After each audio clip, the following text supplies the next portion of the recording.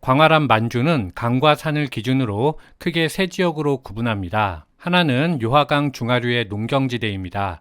이곳은 땅이 워낙 비옥했기 때문에 일찍부터 한인이 이주해서 다른 민족과 어울리며 살아오고 있었습니다. 다음은 대흥안녕 동쪽의 초원지대입니다. 이곳은 시리, 해족 등 퉁구스계가 약간 섞여 있기는 하지만 몽골계에 더 가까운 유목민들이 살고 있었습니다. 그 중 하나가 거란족이지요. 따라서 거란족은 유목민입니다. 마지막은 장백산맥 북쪽과 장광재령 산맥 동쪽의 삼림지대입니다. 이곳은 부여, 음루, 숙신, 말갈 등 퉁구스계 수련민의 터전이었습니다. 8세기 발해가 건국될 시점에는 북쪽에 있던 흑수 말갈이 가장 강력한 세력이었는데 10세기에 발해가 멸망하자 말갈족은 좀 더 좋은 환경을 찾아 남아있고 이때 말갈이라는 명칭을 버리고 자신들을 주르첸이라고 불렀습니다. 이를 한자로 표현하면 주리진 또는 여진이 되는 것이고 이렇게 여진족의 역사가 시작되었습니다. 그렇다면 그들은 왜 부족의 이름을 바꿨을까요? 추측해보자면 발해가 멸망한 이상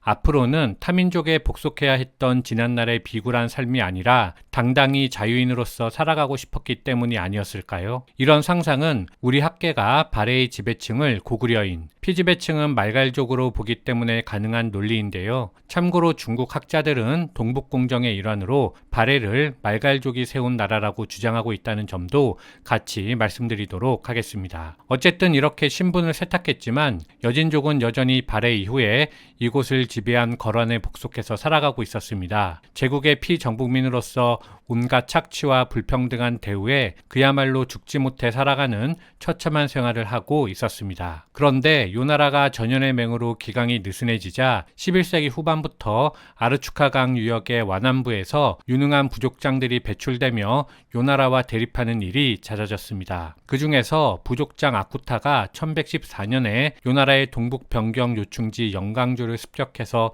함락하는 데 성공했습니다. 요 나라를 습격한 것으로 볼 때 아쿠타의 부족은 거란에 복속하지 않은 생려진이었지요. 아쿠타가 요 나라를 파괴하자 자연스럽게 완안부 일대의 숙려진과 발해 유민들을 포섭할 수 있었고 그 결과 1115년에 아쿠타는 국가를 건설하였습니다. 완안부의 위치는 숭하강 지류인 아르추카강 유역입니다. 여진어로 아르추카는 금이기 때문에 아쿠타는 국가의 이름을 금이라 한 것이고 수도는 회령부라 하였습니다. 이때는 아직 상경이라 불리기 전이고요. 지금의 하얼빈 일대라고 보시면 되겠습니다. 이렇게 하얼빈 일대를 차지한 아쿠타는 곧장 남하에서 아쿠타가 사망하기 전까지 거란의 오경을 모두 공격해서 무너뜨렸는데요. 아래에서 지도를 통해 하나씩 살펴보도록 하겠습니다. 먼저 지도를 말씀드리면 이 왼쪽에 있는 것이 요 나라 오경을 나타낸 지도이고요. 그리고 오른쪽에 있는 지도가 바로 금나라의 오경을 나타낸 지도입니다. 먼저 완안부가 어디냐라고 보면 대략 아까 위에서 말씀드린 아르추카강 유역 이 정도 됩니다. 이제 호란성 일대 요쪽 일대라고 보시면 되는데요. 먼저 그 아쿠타가 1114년에 영강주를 공격했다고 말씀을 드렸는데 이 영강주가 어디냐면 대략 한 이쯤 됩니다. 그러니까 완안부와 상경 이망부의 중간쯤 되는 곳인데요. 이쪽이 동서로는 송하강이 흐르고 위아래로는 눈강이 흐르는 그 전략적 요충지거든요. 그래서 교차점입니다. 강이 만나는. 그래서 책을 읽어보면 이 지역에서 많은 교역이 있었다고 합니다. 진주나 송실, 밀랍, 인삼 이런 것들을 이쪽에서 주로 교역을 했다라고 하는데 이 요충지를 먼저 1114년에 아쿠타가 공격을 해서 차지하게 되는 것이죠. 그러면서 이쪽에 이듬해 1115년에 완안부 일대를 근거로 금나라를 세우게 됩니다. 금나라가 1115년에 세워진 후에 제일 먼저 한 것은 거란의 동경요양부를 공격한 것입니다. 그래서 실제로 동경요양부를 무너뜨리고 이름을 그대로 동경이라고 불렀습니다. 그리고 4년 후인 1120년에는 이 상경 임항부를 공격해서 역시 무너뜨리고 상경은 상경이라고 부르지 않고 북경이라고 고쳐서 불렀습니다. 그리고 그 이듬해인 1121년에는 북쪽에서도 공격을 하고 동쪽에서도 공격을 하는 협동 공격을 통해서 중경대정부를 무너뜨리고 중경대정부는 그대로 중경이라고 불렀습니다. 그리고 또다시 이듬해인 1122년에 드디어 남경 석진부를 무너뜨리고 남경은 연경이라고 고쳐서 불렀고요. 그 다음에 마지막으로 서경대동부까지 무너뜨리고 서경대동부는 서경이라고 그대로 불렀습니다. 그러니까 불과 건국 7년 만에 그 요나라의 주요 요충지인 오경을 모조리 무너뜨린 셈인데, 정리해 보자면 거란의 명칭을 그대로 사용한 것은 동경요양부, 그리고 중경대정부, 서경대동부고, 이름을 바꿔서 부른 것은 상경임항부를 북경이라고 부른 것, 그리고 남경석진부를 연경이라고 부른, 이렇게 두 개, 이렇게 나누어 볼 수 있겠습니다. 그렇다면 나머지 세 개의 이름은 그대로 두면서 왜 상경임항부와 남경석진부만 이름을 바꿨냐, 이런 궁금증이 들 수 있는데요. 분명히 이유가 있을 겁니다. 그렇지만 그 이유를 설명해 주는 책을 저는 아직 읽어보지 못했습니다. 그래서 이쪽 부분을 제 나름대로 한번 추측을 해본 게 있는데요. 뭐 반드시 맞다라기보다는 그냥 그 재미 차원에서 한번 들어주시면 되겠습니다. 그래서 먼저 상경 같은 경우에는 발해의 수도가 상경 용천부였던 것, 그리고 요나라의 수도가 상경 임항부였던 것, 그 금나라의 수도도 상경 회령부였던 것으로 볼 때 이 상경이라는 의미에 수도의 어떤 의미가 있지 않았을까, 이름 자체로 수도의 의미를 갖고 있지 않았을까, 이런 생각을 좀 해봤습니다. 그래서 이 상경 임항부가 더 이상 이제 요나라 때는 뭐 수도였지만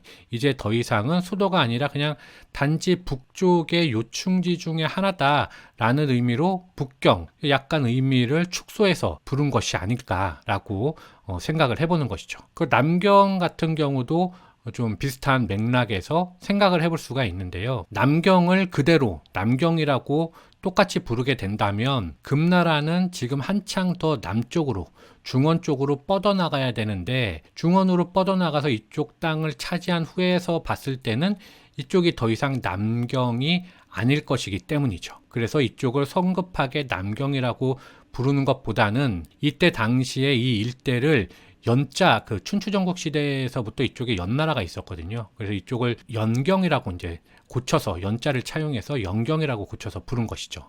여기 보면 연경, 이렇게 불렀던 것입니다. 이제 이 부분은 이제 제 생각이죠. 그래서 실제로 그 아골타 사후에 그 동생 태종 오걸매가 남쪽으로 계속 진군을 하게 됩니다. 우리에게 잘 알려진 것이 바로 1126년에 있었던 정강의 변이죠. 그래서 흠종과 휘종을 몽땅 다 데리고 이제 북쪽으로 돌아가게 되는데, 이때 이제 정강의 변이 일으켜지면서 개봉이 함락되죠. 그리고 북송이 멸망하면서 이제 남쪽으로 쫓겨나가게 되는데, 그 개봉을 남경이라고 부르지 않고 병경이라고 고쳐 부른 것도 비슷한 관점에서 볼 수가 있는 것입니다. 앞으로 우리는 더욱더 남쪽으로 진군해서 장강 쪽까지도 진출할 게 뻔한데 벌써부터 이쪽을 남경이라고 부를 이유가 없었던 것이죠. 그래서 이 일대를 부르던 게 위에서 이제 연나라의 연자처럼 변자를 많이 사용했습니다. 그래서 별량, 이렇게 뭐 개봉을 부르기도 했었거든요. 그래서 이쪽을 이때부터 변경이라고 부르게 되는 것입니다. 이제 이렇게 변경을 정복한 오걸매는 그 1128년까지 이쪽 중원 일대를 몽땅 다 접수를 합니다. 이제 남쪽이 중요한 게 아니라 이쪽은 낙양도 있고 장안도 있기 때문에 이쪽도 중요한 땅이죠. 그래서 이쪽을 중원을 모조리 차지를 하고 오걸매는 사망을 하게 되는데, 그러면서 이제 제3대 희종이 즉위합니다. 그런데 이 3대 희종 시기에 비로소 이 회령부가 이쪽이 상경이라고 승격되게 됩니다. 이 희종 때까지 전까지는 여기를 상경이라고 부르지 않았습니다. 그러면 뭐 여진 사람들은 책을 읽어보면 이쪽을 단순히 그냥 내지, 안내자를 써서 내지라고 불렀다고 합니다. 그리고 이 3년 후에 1141년경에 금나라 남진이 제동이 걸리게 되는데, 이 화이수위를 경계로 제동이 걸리게 되는데, 그때 활약했던 남송의 장군이 바로 악비입니다.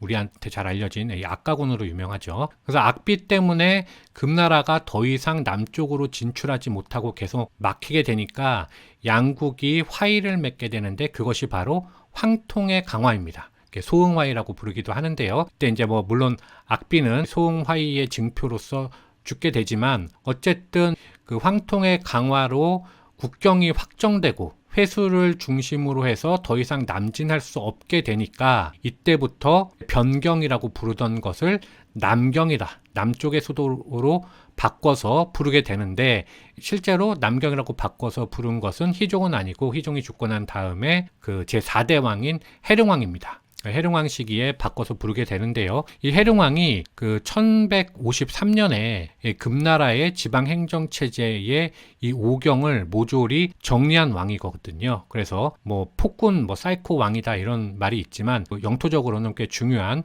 왕이기도 합니다. 그래서 요 해룡왕 시기를 잠깐 보면요, 가장 중요하게 그 해룡왕이 생각했던 것이 뭐냐면 수도를 남쪽으로 내리는 것입니다. 그래서 상경회령부를 없애버리고 수도를 이 북쪽과 남쪽의 중간 지점인 영경, 베이징을 중도 대흥부라고 부르면서 수도로 삼습니다. 그래서 이때 중국 왕조이든지 아니면 북쪽에서 내려온 정복 왕조이든지 간에 현재의 베이징을 그 왕조의 수도로 삼은 것이 이때가 처음입니다. 생각해 보면 북쪽에서도 그리고 남쪽에서도 효과적으로 통치할 수 있었던 중간 지점을 수도로 정한 상당히 스마트한 결정이었죠. 그리고 그 다음에 한 것이 바로 기존의 북경이라고 불러왔던 요 나라의 상경 임항부를 강등시키고 폐경시켜 버립니다. 여기도 없애버립니다. 이 의미는 이쪽 북쪽에, 여기 상경회령부도 없애버리죠. 이 북쪽은 의미가 없다. 자기네들은